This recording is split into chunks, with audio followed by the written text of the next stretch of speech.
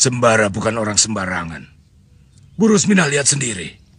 5 orang anak buah saya yang paling hebat.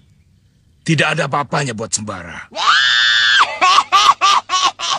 Melanjutkan alur cerita film Misteri Gunung Merapi. Mari kita langsung saja. Dalam episode sebelumnya telah diceritakan bahwa Basir pada saat itu sedang menyamar jadi pedagang kain dari Arab.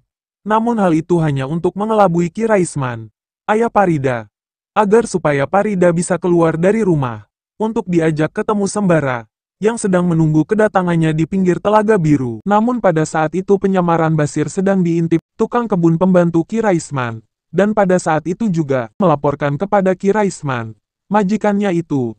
Ia pun menyampaikan kepada Ki Raisman bahwa pedagang Arab itu adalah bukan asli dari Arab. Doro Putri harus tahu ini. Ah, masa? Betul, Doro. Sepertinya pedagang Arab itu punya janji rahasia dengan Doro Putri Farida.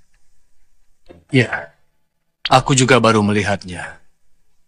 Tapi biasanya pedagang Arab yang suka keliling kampung itu Wandula. Dia bukan Wandula, Doro. Selanjutnya, kini Ki Raisman pun menugaskan kepada Ki Darmo, karyawan tukang kebun Ki Raisman, untuk mengawasi Parida kemanapun pergi. Namun di saat obrolan Ki Raisman dengan Ki Darmo, Parida pun mendengar obrolan Ki Raisman ayah Parida dari balik dinding. Lalu kemudian, Parida pun meminta pendapat kepada Nyai Suparti, pembantu Ki Raisman. Untung saja, Nyai Suparti mempunyai ide yang bagus untuk mengelabui Ki Darmo, dengan menggunakan pakaian yang sama persis dengan pakaian yang dikenakan Parida, sehingga Ki Darmo pun bisa dikelabui dengan akal Nyai Suparti yang tepat sasaran itu.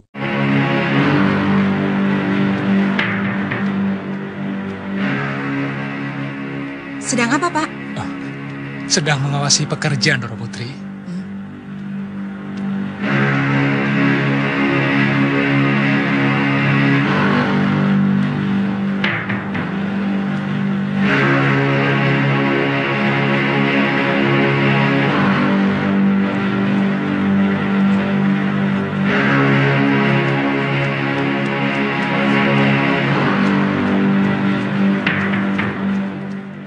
Ya, akhirnya mata Ki Darmo pun tertipu dengan pakaian yang sama dengan Parida.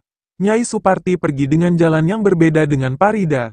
Nyai Suparti pergi lewat jalan depan rumah, dan Parida keluar dari jalan belakang rumah. Sehingga akhirnya, Parida pun bisa bertemu dengan Sembara di Telaga Biru.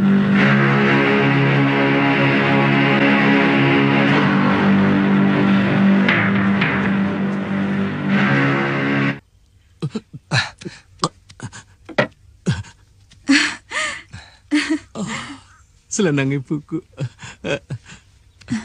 Kata Basir ada sesuatu yang penting sekali. Iya, mengenai keselamatanmu.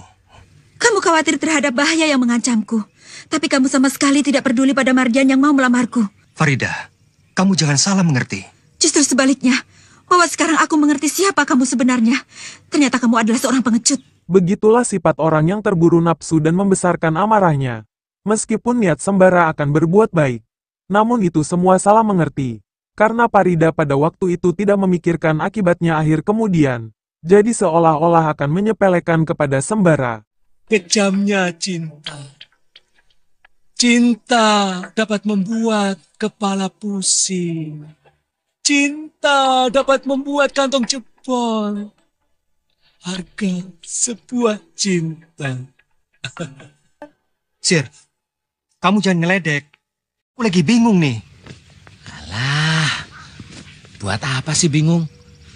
Lah kalau Farida nggak mau, cari aja yang lain. Lah dunia ini kan nggak selebar daun kelor. Hah? Cari perempuan yang lain. Ada Siti, ada si ini, si itu kan banyak. Nggak hanya Farida aja. Sudah. Sir, tolong aku lagi. Menemui Farida lagi di rumahnya? Aduh maaf sobat, kali ini aku nggak sanggup. Aku tidak menyuruhmu ke rumah Farida lagi. Lalu? Ikut aku, menyelamatkan Farida. Kamu itu dari tadi ngomongnya itu terus kok. Bahaya apa sih? Nanti kamu akan tahu. Di sisi lain, kini Pak Raisman dan Bude Rosmina pun sedang marah-marah kepada Ki Darmo, pembantu tukang kebunnya, yang disuruh mengawasi Parida. Namun Parida bisa keluar dari rumah, yang tadinya berada di dalam kamarnya, Namun pada saat Bude Rosmina masuk ke dalam kamarnya ternyata Farida tidak ada. Di saat para Isman dan Bude Rosmina memprotes Ki Darmo, diam-diam Farida telah masuk kamar melewati pintu belakang. Bude Rosmina pun dengan nada besar amarah. Ia pun memanggil Suparti pembantunya untuk diprotes mengenai Farida. Lama amat. Kamu punya telinga ya? Iya, Ndoro.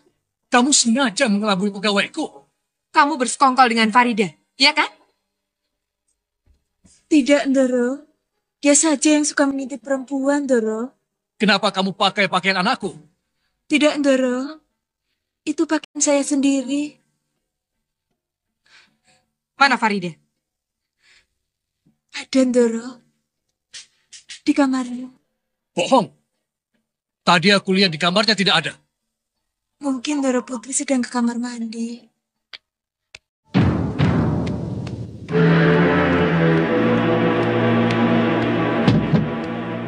Farida? Dari mana tadi? Tidak dari mana-mana. Jangan bohong. Untuk apa bohong? Ingat, kamu calon istri Mardian. Saya tidak cinta pada Mardian. Karena kamu mencintai Sembara. Iya kan? Baik, baik. Kita lihat saja nanti. Ya, tentu saja Bude Rosmina amarahnya semakin menggebu-gebu. Setelah mendengar jawaban dari Farida, yang bahwasanya tidak cinta kepada Mardian, dan sampai kapanpun tidak akan menyintai Mardian. Lalu kemudian Bude Rosmina pun bilang kepada Ki Raisman, bahwa Sembara harus dilenyapkan. Sembara harus dilenyapkan. Dia jadi penghalang yang paling berat bagi perkawinan Farida dengan Den Mardian. Lalu harus bagaimana? Biar aku yang urus. Kamu tahu beres saja. Pada hari itu juga, Bude Rosmina mendatangi Dukun Bewok untuk yang kedua kalinya. Dan kali ini Bude Rosmina menyewa Dukun bayaran Bewok untuk membunuh Sembara. Dan akan membayarnya berapapun bila sudah beres nanti. Saya harus sewa pembunuh bayaran nomor 1. Yang benar-benar jago. Kenapa harus pakai orang lain? Sembara bukan orang sembarangan. Bu Rosmina lihat sendiri. 5 orang anak buah saya yang paling hebat. Tidak ada apa-apanya buat Sembara. Anak buahmu itu tidak becus apa-apa. Maka itu, saya harus sewa jago-jago bayaran. Yang benar-benar hebat. Paling sedikit, 4 orang. Pada hari itu juga, Bude Rosmina mendatangi Dukun Bewok untuk yang kedua kalinya. Dan kali ini Bude Rosmina menyewa Dukun bayaran Bewok untuk membunuh Sembara. Dan akan membayarnya berapapun bila sudah beres nanti. Singkat cerita, Ki Bewok pun menyuruh 4 jago pembunuh paling handal untuk menghabisi Sembara. Dan pada saat itu, Sembara sedang berjalan bersama Basir. Namun di tengah perjalanan tiba-tiba dihadang oleh 4 orang jago pembunuh anak buah Ki Bewok atas sewaan Bude Rosmina. Gawat Sembara, alamat tidak baik. Ayo kabur. Jangan asal kabur. Kita tanya dulu. Siapa kalian? Dan mau apa? Mau mencabut nyawamu. Matilah aku. Nyawa cuma satu mau dicabut. Sampai di sini dulu cerita film untuk episode kali ini. Mari kita nantikan di episode yang akan datang. Terima kasih.